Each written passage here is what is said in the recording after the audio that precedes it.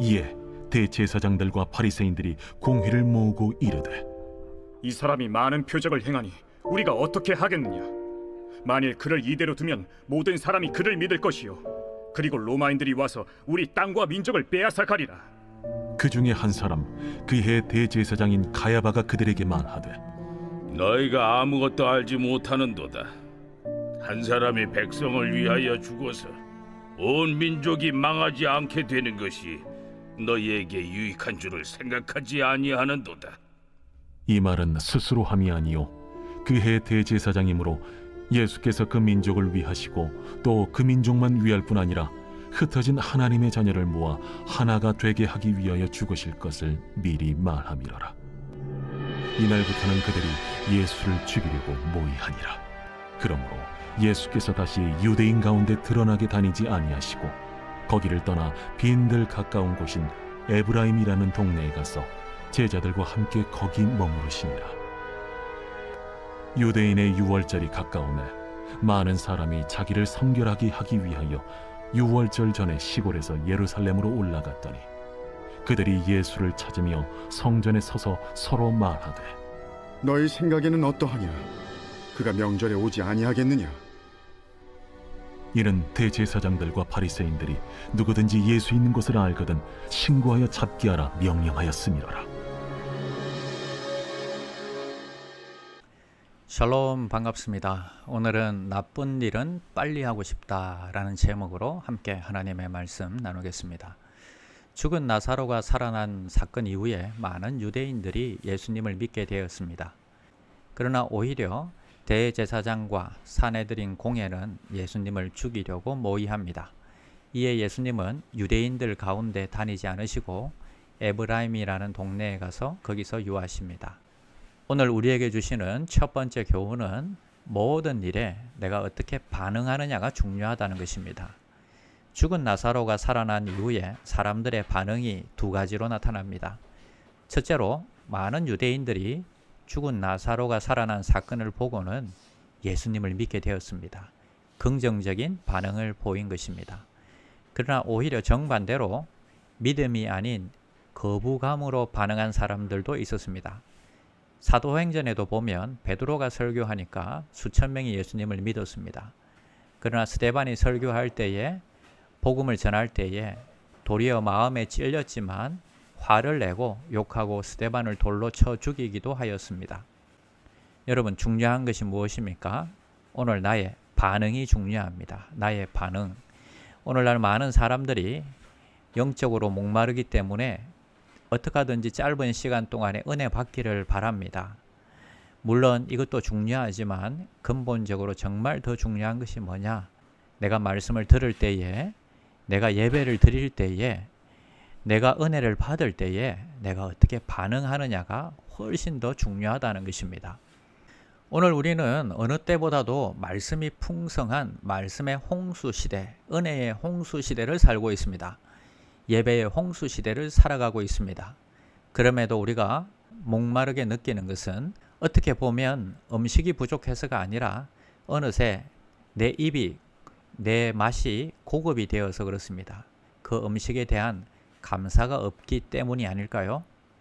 밥 한 그릇 먹기 힘들 때는 밥 한 그릇도 감사한데 뷔페에 가도 배만 잔뜩 부르고 맛은 없다고 투정할 수 있는 것입니다. 하나님은 늘 우리에게 말씀하십니다. 하나님은 늘 우리에게 은혜를 베푸십니다. 그러나 내가 주어진 말씀과 그 은혜에 대해서 더가 아니라 그 주신 은혜에 내가 어떻게 반응하고 감사하고 헌신하느냐, 결단하느냐, 올바른 반응을 보이느냐, 이것이 더 중요하다는 것입니다. 올바른 반응으로 결단하는 귀한 종들이 되시기를 바랍니다. 두 번째는 극과 속이 다르면 명분을 내세운다는 것입니다. 대제사장과 사내들인 공회의 반응이 나옵니다. 48절에 보니까 만일 그들을 이대로 두면 모든 사람이 그를 믿을 것이고 그리고 로마인들이 우리 땅과 우리 민족을 빼앗아 갈 것이다. 한 사람이 죽어서 온 백성을 살리는 것이 더 유익한 줄 우리가 안다. 이렇게 이야기합니다. 그러나 사실은 이들이 걱정하는 것은 나라와 민족이 아닙니다. 이들이 걱정하는 것은 자신들의 기득권인 것입니다. 전면에 내세운 것은 나라와 민족이지만 그것은 명분이고 그들의 마음속에는 기득권을 지키려는 사리사욕으로 가득 차 있었던 것입니다. 극과 속이 같으면 힘이 있습니다. 진리는 힘이 있습니다. 그러나 극과 속이 다르면 명분을 찾아야 되고 그리고 그 명분을 세우기 위해서 폭력이나 힘으로 밀어붙여야 하는 것입니다. 그 마음 속에 사리사욕이 있기 때문입니다.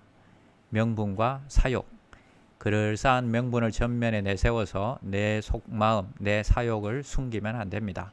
그래서 우리는 날마다 우리의 마음을 살펴보아야 하고 예수와 함께 십자가에 못 박혔음을 우리는 고백해야 되는 것입니다. 세 번째는 나쁜 일은 빨리 하고 싶습니다. 53절에 보니까 이날부터 예수를 죽이려고 모의했다 나옵니다. 나쁜 일, 죄를 짓는 일은 이날부터 당장 하지 않으면 견디지를 못합니다. 사단이 우리 마음을 견디지 못하게 만들기 때문입니다. 그런데 선한 일은 참 결단하기가 더딥니다. 새벽 기도, 성경 읽기, 내일부터 하지. 이것은 하고 싶은 일이 아니기 때문입니다.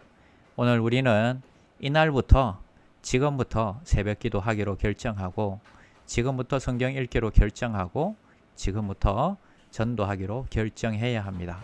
오늘 이 시간에 주님의 말씀을 듣고 있는 귀한 종들 정말 대단하십니다. 오늘 당장 어떻게 하겠습니다.